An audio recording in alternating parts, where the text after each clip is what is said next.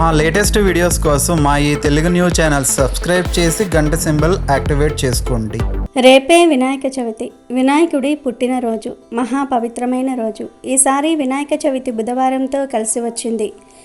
అసలు వినాయక చవితి రోజు ఇంట్లో ఎలా పూజ చేసుకోవాలి, ఆ పూజా విధానం ఏమిటో ఇప్పుడు మనం ఈ వీడియోలో వివరంగా తెలుసుకుందాం. ఫస్ట్ అయితే కామెంట్ బాక్స్లో ఓం శ్రీ గణేశాయ నమః అని కామెంట్ చేయండి. అలాగే ఈ వీడియోకి ఒక లైక్ కొట్టి మా ఛానల్ని సబ్స్క్రైబ్ చేసుకోవటం అస్సలు మర్చిపోవద్దు. వినాయక చవితి రోజున చక్కగా ఉదయాన్నే సూర్యోదయానికి పూర్వమే నిద్రలేచి తలారా స్నానం చేసి వాకిట్లో చక్కని ముగ్గులను వేసుకొని గడపలకు మామిడి ఆకులు లేదా బంతి పూలతో తోరణాలు కట్టుకొని పూజకు అవసరమైన పండ్లు, పూలు, పత్రి అంటే 21 రకాల పత్రి, 21 రకాల పత్రి లభించకపోతే గరికను అయినా సరే సమర్పించవచ్చు. కొబ్బరికాయలు మొదలగు పూజా సామాగ్రిని సిద్ధం చేసుకోవాలి. అలాగే పూజకు ఎంతో ముఖ్యమైన వినాయక విగ్రహాన్ని తెచ్చుకోవాలి. అందరూ కూడా ప్లాస్టర్ ప్యారిస్తో చేసిన విగ్రహం కాకుండా మట్టితో చేసిన విగ్రహాన్ని తెచ్చి పూజించుకుందాం. ఈ వినాయకుణ్ణి ఇంట్లో కూడా చాలా సులభంగా చేసుకోవచ్చు. మట్టి వినాయకుణ్ణి లేదా పసుపుతో చేసిన వినాయకుణ్ణి పూజించుకోవచ్చు. పూర్వకాలంలో అయితే పసుపుతో చేసిన వినాయకుణ్ణి పూజించేవారు కాదు. ఈ వినాయక చవితికి ప్రత్యేకంగా మట్టి మాత్రమే శ్రేష్టమైనది. మట్టితో చేసిన వినాయకుణ్ణి మాత్రమే మన పూర్వీకులు పూజించి ఫలితాలను పొందేవారు. పూజా సామాగ్రిలో ఉండే పాలవెల్లిని ఒక్కసారి శుభ్రంగా తుడిచి పసుపు రాసి కుంకుమ బొట్లు పెట్టుకోవాలి. అలాగే మీకు నచ్చిన ఫలాలను తెచ్చి కడిగి పసుపు రాసి బొట్లు పెట్టి తెల్ల దారానికి పసుపు రాసి పండ్లకు కట్టుకోవాలి. తర్వాత పాలవెల్లికి 4 వైపులా పసుపు రాసిన పురికొసను కట్టి ఆ పురికొసకు మామిడాకులు లేదా బంతి పూలతో లేదా బంతి రేకులతో అయినా సరే ఆ పాలవెల్లిని అలంకరించుకోవాలి. పురికొస కనిపించకుండా ఇలా పాలవెల్లిని మామిడి ఆకులతో పుష్పాలతో అలంకరించుకున్న తర్వాత పాలవెల్లికి 4 వైపులా మొక్కజొన్న కండుల్ని కట్టాలి. ఇలా చేయటం వల్ల పాలవెల్లి ఒరిగిపోకుండా ఉంటుంది. పాలవెల్లి మధ్యలో మీకు నచ్చినన్ని ఫ్రూట్స్, ఫ్లవర్స్ను దారంతో కట్టుకోవాలి. పూజలో ఉపయోగించే కలువ పువ్వులు లేదా తామర పువ్వులు తీసుకొని విరుచుకొని పాలవెల్లికి తోరణాలు లేదా దండలుగా వేలాడతీయవచ్చు. ఇలా పాలవెల్లిని అందంగా మీకు నచ్చిన విధంగా తయారు చేసుకొని దేవుడికి మూలగా ఈశాన్య మూలలో కట్టుకోవాలి. తర్వాత పాలవెల్లికి కిందగా వినాయకుడికి పీఠం ఏర్పాటు చేసుకోవాలి. ఈ పీఠం పెట్టుకోవాలి. ఈ పీఠం పెట్టుకోవడానికి పసుపు రాసి పద్మం వేసి బియ్యం పోసి తమలపాకు పెట్టి మట్టి వినాయకుడిని ఆ పీఠంపై ఉంచాలి. అలాగే మీ దగ్గర ఉన్న వెండి వినాయకుడిని కూడా పెట్టుకోవచ్చు. వినాయకుడికి బొట్లు పెట్టి పూలతో అలంకరించుకోవాలి. అలాగే వినాయకుడికి గొడుగును కూడా సమర్పించాలి. వినాయకుడికి తెల్ల జిల్లేడు పూలతో పూజ చేస్తే చాలా మంచిది కాబట్టి జిల్లేడు పూలతో దండను చేసి వినాయకుడికి వేయాలి.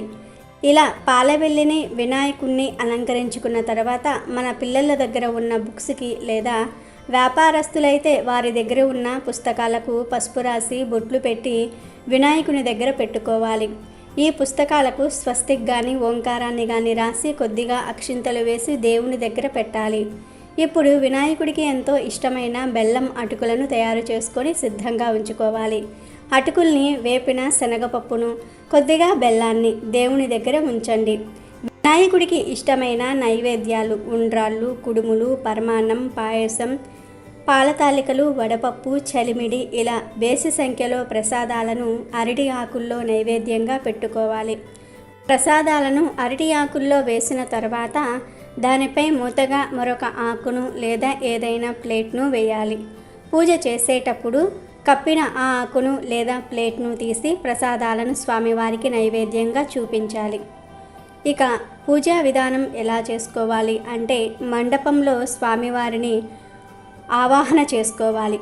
ఆవాహన చేసుకున్న తర్వాత స్వామివారికి దీపం, ధూపం, నైవేద్యాలు అలాగే పంచహారతి సమర్పించాలి. ఇలా సమర్పించుకున్న తర్వాత పూజ అంతా అయిపోయిన తర్వాత కొబ్బరికాయను కొట్టి వ్రతం చేసుకున్న తర్వాత కథ వింటాం కదా, అప్పుడు అక్షింతలు చేతిలో పెట్టుకొని దేవుడి దగ్గర కూర్చొని చక్కగా శ్రద్ధగా కథను విని ఆ కథను విన్న తరువాత ఆ అక్షింతలను స్వామివారి పాదాల దగ్గర ఉంచాలి. ఆ అక్షింతలను వేసుకుంటే వినాయక చవితి వ్రతం పూర్తయిపోయినట్లే. ఇది మనం ఆచరించే వినాయక చవితి వ్రతం. కాబట్టి మీరు కూడా మీ ఇంట్లో ఈ విధంగా వినాయక చవితి వ్రతాన్ని చేసుకుని ఆ లంబోదరుని అనుగ్రహాన్ని, చల్లని నీడను, ఆశీస్సులను పొందాలి. సుఖ సంతోషాలతో మీ కుటుంబమంతా కూడా జీవించాలి. మీకు సంవత్సరమంతా కూడా మీ పనులలో ఎటువంటి ఆటంకాలు లేకుండా ఆ స్వామివారు దీవించాలి. అక్షింతలను శిరస్సున ధరించకుండా బయటికి రాకూడదు. మరలా సాయంత్రం దీపం వెలిగించి స్వామివారి పాదాల దగ్గర ఉన్న అక్షింతలను శిరస్సున ఖచ్చితంగా ధరించాలి. పొరపాటున మనం చంద్రుణ్ణి చూసిన నీలాపనిందల నుండి మనం తప్పించుకోవచ్చు. కాబట్టి వినాయక చవితి రోజు ముఖ్యంగా మీరు పాటించవలసిన నియమం ఏమిటి అంటే, స్వామివారికి చక్కగా పూజా కార్యక్రమాలన్నిటినీ నిర్వహించుకున్న తర్వాత ఖచ్చితంగా మీ శిరస్సున అక్షింతలు ధరించి మాత్రమే బయటికి రావాలి. అప్పుడే మీకు స్వామివారి యొక్క అనుగ్రహం కలుగుతుంది. దానితో పాటు ఏ అపనిందలు మీ దరి చేరవు. వినాయక చవితి రోజు వినవలసిన కథలు ఉన్నాయి. పూర్వం గజరూపం గల గజాసురుడు అనే ఒక రాక్షసుడు పరమశివుని గురించి ఘోర తపస్సు చేశాడు. దీంతో ప్రత్యక్షమైన పరమేశ్వరుడు ఏం వరం కావాలో కోరుకోమన్నాడు. దీంతో ఆ రాక్షసుడు, స్వామి నీవు ఎల్లప్పుడూ నా ఉదరంలోనే నివసించాలి అని కోరుకున్నాడు. మాట తప్పని మహాశివుడు రాక్షసుడి కోరిక మేరకు గజాసురుడి కడుపులోనికి ప్రవేశించాడు. ఈ విషయం తెలుసుకున్న పార్వతీదేవి ఎంతో బాధతో శ్రీ మహావిష్ణువును ప్రార్థించింది. గజాసురుని బారి నుంచి శివుణ్ణి కాపాడమని కోరుకుంటుంది. దీంతో శ్రీహరి గంగిరెద్దు మేళం నాటకం ఆడతాడు. నందీశ్వరుని గంగిరెద్దుగా, బ్రహ్మాది దేవతలను వాయిద్యకారులుగా మార్చి గజాసురుని పురానికి వెళ్ళి నందిని ఆడిస్తాడు. ఆ మేళానికి తన్మయుడైన గజాసురుడు మీకేం వరం కావాలో కోరుకోండి అంటూ వరమిస్తాడు. ఇదే సరైన సమయమని భావించిన విష్ణుమూర్తి, ఈ నందీశ్వరుడు శివుణ్ణి వెతుక్కుంటూ వచ్చింది కాబట్టి నీ దగ్గర ఉన్న శివుణ్ణి ఇచ్చేయి అని అడుగుతాడు. వెంటనే ఆ కోరిక కోరింది వేరెవ్వరో కాదు, సాక్షాత్తు శ్రీ మహావిష్ణువే అని గ్రహించాడు రాక్షసుడు.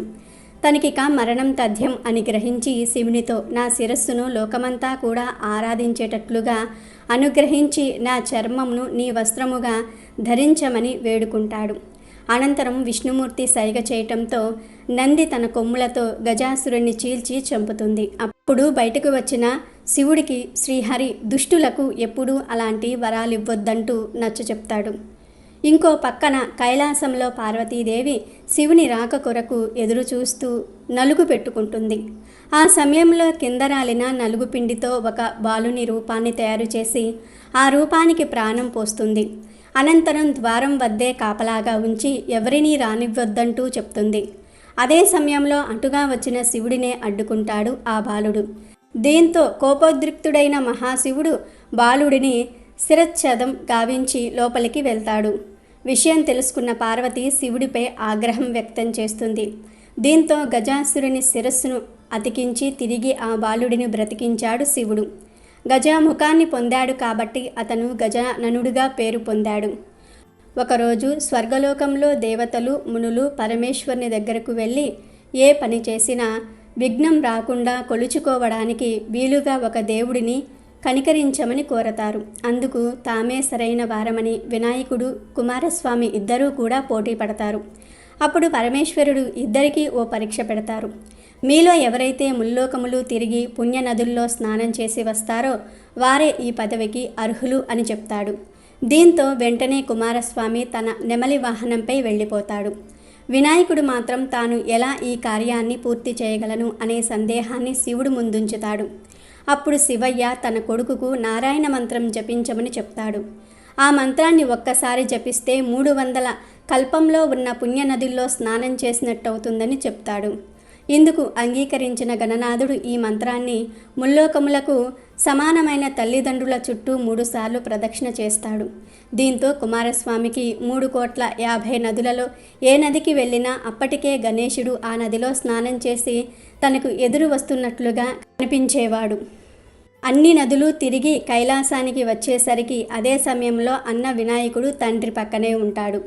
విషయం తెలుసుకున్న కుమారస్వామి తన అహంకారానికి చింతించి తండ్రి అన్న మహిమ తెలియక తప్పు చేశా, నన్ను క్షమించి అన్నకే ఆధిపత్యం ఇవ్వండి అంటాడు. అలా భాద్రపద శుద్ధ చవితి రోజున గజాననుడు విఘ్నేశ్వరుడు అయ్యాడు. ఈ రోజున భక్తులందరూ కూడా భోజన ప్రియుడైన వినాయకుడికి పిండి వంటలు, కుడుములు, టెంకాయలు, పాలు, తేనె, అరటిపండ్లు ఇలా నైవేద్యాలు పెడితే భక్తులను అనుగ్రహించి వారు కోరుకునే అన్ని కార్యాల్లో విఘ్నాలు లేకుండా చూస్తాడని ప్రతీతి. ఆ తర్వాత వినాయకుడిని చూసి చంద్రుడు నవ్వటంతో వినాయకుడి పొట్ట పగులుతుంది. అది చూసి పార్వతీదేవి శాపం ఇవ్వటం, ఆ తర్వాత ఋషిపత్నులు నీలాపనిందనలు మొయ్యటం, ఆపై పార్వతీదేవి వినాయక చవితి రోజు ఈ కథ ఎవరైతే చదువుతారో వారు నీలాపనిందల పాలు కారని చెప్తుంది. అందుకే వినాయక చవితి రోజు ఈ వినాయకుని కథ చదివి అక్షింతలు నెత్తిన వేసుకున్న వారికి ఎలాంటి నీలాపనిందనలు ఉండవని చెప్తూ ఉంటారు. దేవుళ్ళందరికీ ప్రథమ నాయకుడు వినాయకుడు. ఈ గణపతిని పూజించని వేడుకొని భక్తులు ఉండరు. ఆయన లేనిది ఏ కార్యము జరగదు. వినాయకుడు సకల దేవతా గణాలకు అధిపతి. అన్ని అడ్డంకులు తొలగించే విఘ్నరాజు. అన్ని కార్యములకు పూజలకు ప్రథమంగా పూజలందుకునేవాడు వినాయకుడు. అందుకే మొదట ఏ పూజ అయినా వినాయక పూజతోనే ప్రారంభమవుతుంది. భక్తుడు ఏ పూజ చేయదలుచుకున్నా మొదట పూజించేది, స్మరించుకునేది విఘ్నేశుణ్ణే అని అందరికీ తెలిసిన విషయమే. చూడ్డానికి పూర్ణ కుంభం లాంటి దేహం, బాణ కడుపు, తొండం ఉంటుంది వినాయకుడికి. ఇవి పరిపూర్ణమైన ఈ జగత్తుకు గుర్తు. ఏనుగు తల, సన్నని కళ్ళు మేధస్సుకు సంకేతాలు. వక్రతుండము ఓంకార ప్రణవనాదానికి ప్రతీకలు. ఏనుగులాంటి ఆకారాన్ని మోస్తున్నది ఓ చిన్ని ఎలుక. ఇది వినాయకుడి వాహనం. 4 చేతులు మానవాతీత సామర్థ్యాలకు, తత్వానికి సంకేతాలు. ఇలా గణపతిలో ప్రతిదీ ఓ విశేషమే. ఆ గణనాథుడు పుట్టినరోజే వినాయక చవితి. భారతదేశంలోని అతి ముఖ్యమైన హిందువుల పర్వదినం వినాయక చవితి. శివపార్వతుల కుమారుడు అయిన వినాయకుడి జన్మదినాన్ని పురస్కరించుకొని వినాయక చవితిని జరుపుకుంటూ ఉంటారు. ఈ పండుగను పిల్లల నుండి పెద్దల వరకు ఉత్సాహంగా జరుపుకుంటారు. మూషికా వాహనుడైన గణపతిని పూజించి ఆయనకు ఇష్టమైన ఉండ్రాలను భక్తి శ్రద్ధలతో సమర్పిస్తారు. వినాయక మండపాలు ఏర్పాటు చేయటము, ఆ మండపాలలో పూజా ఏర్పాట్లు చేయటము, వినాయకుడి నిమజ్జనం వంటివి వివిధ కార్యక్రమాల్లో పిల్లలతో సహా అందరూ ఎంతో ఉత్సాహంగా పాల్గొంటూ ఉంటారు. భారతదేశంలోని వివిధ ప్రాంతాలలో ఈ పండుగను గణేష్ చతుర్థి లేదా వినాయక చతుర్థి అని కూడా పిలుస్తూ ఉంటారు. వినాయక చవితి పూజకు కేవలం మట్టి గణపతి విగ్రహాన్ని వాడితే చాలా మంచిది. చవితి అంటే కేవలం వినాయకుడికి పూజలు చేయటం అనుకోకూడదు. ఇది పూర్తిగా ప్రకృతి పండుగ. వినాయక చవితి భాద్రపద నెలలో వస్తుంది. ఈ సమయంలో సహజంగానే వానలు పడతాయి. వానలతో భూదేవి పులకిస్తుంది. ఆకులు, పూలతో చెట్లు కొత్త అందాలను సంతరించుకుంటూ ఉంటాయి. ఈ సీజన్లోనే దొరికే కొన్ని పూలుంటాయి. వినాయకుడి కోసమేనా అన్నట్టుంటాయవి. ఇలా ఆకులు, పువ్వులు, పండ్లు అన్నీ ప్రకృతి ఇచ్చిన వాటిల్లోనే ఉంటాయి. ఇలా ప్రకృతి ప్రత్యేకంగా అందించిన 21 రకాల పత్రి గరికతో గణనాథునికి పూజలు చేస్తాం. చెరుకు గడలు, వెలగ పండ్లు, మొక్కజొన్న కంకులను ప్రసాదంగా వినాయకుడికి నివేదిస్తాం. అటు ఆకులు, ఇటు పూలు, పండ్ల మధ్య కొలువైన గణపతిని చూస్తే ఆ ప్రకృతిలో మనము భాగమైనన్న అభిప్రాయం కలుగుతుంది. కాబట్టి గణపతి పూజను ప్రకృతి సంభరంగానే చూడాలి. ప్రకృతి సహజంగా దొరికే ఆకులు, అలముల్లో ఎన్నో ఔషధ గుణాలు ఉంటాయి. అనేక రకాల రోగాలకు ఇవి ముందుగా ఉపయోగపడతాయి. ఆకులు, అలములను పత్రిగా వాడటం వల్ల ఏ ఆకులో ఏ ఔషధ గుణాలు ఉన్నాయో తెలుస్తుంది. రోగాలు వచ్చినప్పుడు ఇంటి ఆవరణలో సులభంగా దొరికే ఆకులతోనే వైద్యం చేయవచ్చు. రోగాలకు అడ్డుకట్ట వేయవచ్చు. భాద్రపద మాసంలో పంటలన్నీ కూడా కాయల రూపంలోనే ఉంటాయి. ఈ పచ్చికాయలనే వినాయకుడికి నివేదిస్తాం. వానాకాలానికి అవసరమైన ఆహారమే నైవేద్యంగా పెడతాం. ప్రకృతి ఎలా ఉంటే దానిని అలాగే ఆస్వాదించండి, పూజించండి అనే సందేశం గణపతి పూజలో ఉంది. వినాయకుడి పూజ కోసం మట్టి విగ్రహం, పత్రాలు ఉపయోగించడం వెనుక మరో కారణం కూడా కనిపిస్తుంది. ఒండ్రు మట్టిలోనూ పత్రాలలోనూ ఔషధీ గుణాలు ఉంటాయి. గణపతికి చేసే షోడశోపచార పూజలో భాగంగా మాటిమాటికి ఈ విగ్రహాన్ని, పత్రాలను తాకటం వల్ల వాటిలోని ఔషధీ తత్వం మనకు చేరుతుంది. పూజ ముగిసిన తర్వాత ఓ 9 రోజుల పాటు ఆ విగ్రహాన్ని, పత్రాలను ఇంట్లో ఉంచటం వల్ల చుట్టూ ఉన్న గాలిలోనికి ఆ ఔషధీ గుణాలు చేరుతాయి. ఇలా 9 రోజుల పాటు విగ్రహాన్ని, పత్రాలన్నింటినీ కూడా ఇంట్లో ఉంచుకున్న తర్వాత దగ్గరలో ఉన్న జలాశయంలో కానీ బావిలో కానీ నిమజ్జనం చేస్తాము. ఈ క్రతువులో ఎక్కడా ఎలాంటి శేషము మిగలదు. అంతేకాదు వినాయక చవితి నాటికి వర్షాలు ఊపందుకుంటూ ఉంటాయి. వాగులు, నదులు ఉద్రిక్తంగా ప్రవహిస్తూ ఉంటాయి. అలాంటి సమయంలో తీరం వెంబటి మట్టి విగ్రహాలను నిమజ్జనం చేయటం వల్ల వరదపోటు తగ్గే అవకాశం కూడా ఉంటుంది. పైగా ఈ కాలంలో ప్రవహించే నీటిలో క్రిమికీటకాలు ఎక్కువగా ఉంటాయని అంటూ ఉంటారు. నిమజ్జనంలో విడిచే పత్రితో నీరు బాగా క్రిమి రహితంగా మారిపోతుందన్నది పెద్దల మాట. అందుకేనేమో నిమజ్జనం చేసే ఆచారం ఉన్న పండుగలన్నీ కూడా వర్ష ఋతువులోనే వస్తాయి. వినాయక చవితి రోజు ఎవరూ కూడా నల్లటి రంగు దుస్తులు ధరించకూడదు. నల్లటి రంగు గాజులు కూడా వేసుకోకూడదు. దరిద్రం పడుతుంది. అలాగే వినాయక చవితి రోజు జుట్టు కత్తిరించుకోవటము, గోర్లు కత్తిరించటము, షేవింగ్ చేసుకోవటం వంటి పనులు చేయకూడదు. వినాయక చవితి రోజు పూజ చేసుకున్న తర్వాత మీకు దగ్గరలో ఉండే వేప చెట్టు దగ్గరకు వెళ్ళి గ్లాసుడు పసుపు నీళ్లను ఆ వేప చెట్టుకు సమర్పిస్తే సమస్త గ్రహదోషాలు పోయి కష్టాలు తగ్గుతాయి. అదేవిధంగా వినాయక చవితి రోజు మీకు ఏ సమయంలో కాకి కనిపించినా ఆ కాకికి ఉండ్రాలను కానీ లేదా అన్నాన్ని కానీ ఆహారంగా వేస్తే విఘ్నేశ్వరుడి అనుగ్రహం కలుగుతుంది. మీకు ఉండే ధన సమస్యలు తగ్గుతాయి. ధన సంపాదన పెరుగుతుంది. ఈ సంవత్సరం వినాయక చవితి రోజు పూజ ఏ టైంలో చేస్తే సంవత్సరం మొత్తం వినాయకుడి సంపూర్ణమైన అనుగ్రహం మన మీద ఉంటుంది, పూజా ఫలితం చాలా అద్భుతంగా ఉంటుంది అనే విషయాన్ని పరిశీలిస్తే ఎప్పుడైనా సరే వినాయక చవితి పూజ స్థిర లగ్నంలో చేసుకుంటే అద్భుతమైన ఫలితాలు వస్తాయి. మనకు జ్యోతిష్య శాస్త్రంలో స్థిర లగ్నము, చరలగ్నము, స్వభావ లగ్నం అని 3 రకాలైనటువంటి లగ్నాలు ఉన్నాయి. స్థిర లగ్నంలో చేసే పూజ కొన్ని వేల రెట్ల విశేషమైన శుభ ఫలితాలను కలిగింపజేస్తుంది. ఈ స్థిర లగ్నాన్నే సింహ లగ్నం అని కూడా అంటారు. 2025 ఆగస్టు 27 బుధవారం వినాయక చవితి రోజు స్థిర లగ్నం ఎప్పుడు ఉందంటే ఉదయం 5:20 నుండి ఉదయం 7:20 మధ్యలో ఉంది. కాబట్టి ఎవరైనా సరే ఈ సంవత్సరం వినాయకుడి పూజ వినాయక చవితి రోజు ఉదయం 5:20 నుంచి ఉదయం 7:20 మధ్యలో చేసుకోండి. అంటే ఈ టైం ఉన్నప్పుడు దీపం పెట్టుకొని పూజ ప్రారంభించండి, సరిపోతుంది. ఈ టైంలో పూజ స్టార్ట్ చేస్తే చాలు, అద్భుత ఫలితాలు ఉంటాయి.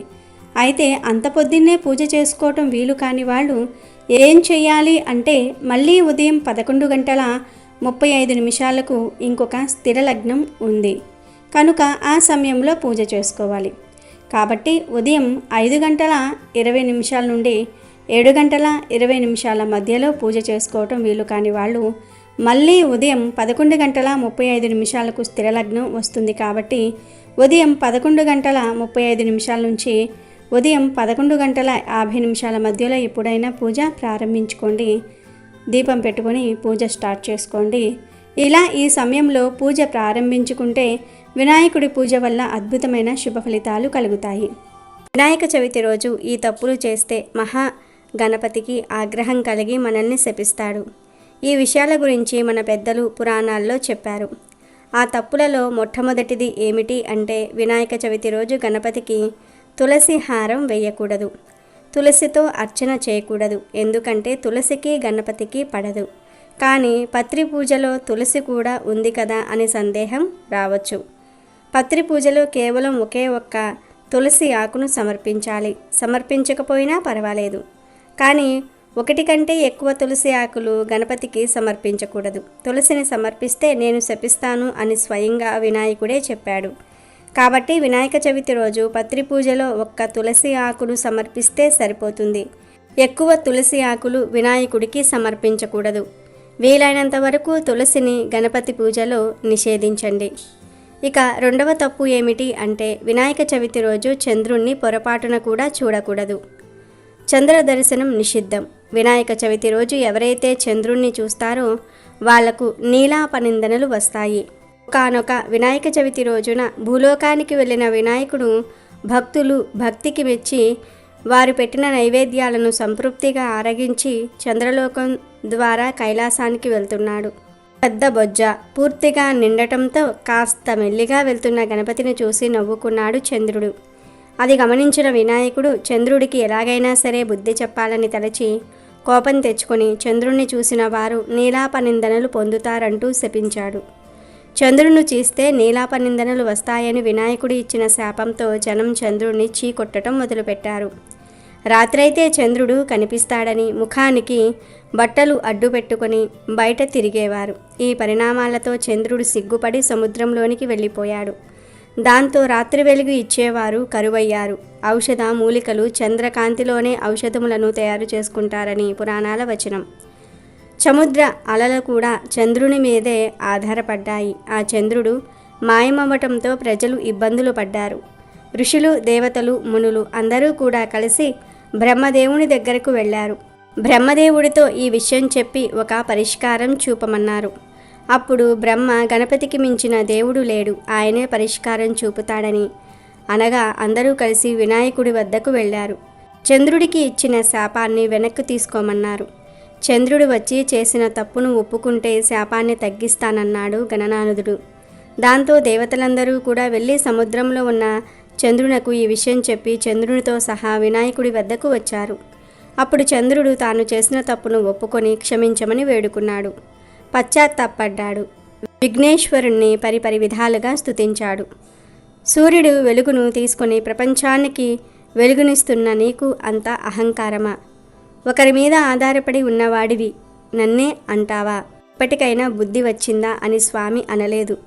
తప్పు ఒప్పుకున్నాడన్న ఆనందంతో చంద్రుణ్ణి తల మీద పెట్టుకుని చంద్రుడు పూర్తిగా మారాడన్న ఆనందంతో వినాయకుడు నాట్యం చేశాడు.